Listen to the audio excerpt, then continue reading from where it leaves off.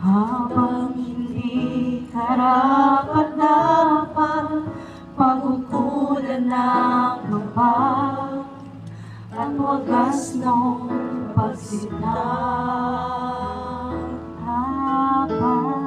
Habang walang kakayanan, masuklian ka ng mabuti sa lahat mong ginawa. Niyakap mo, Diyos. Niyakap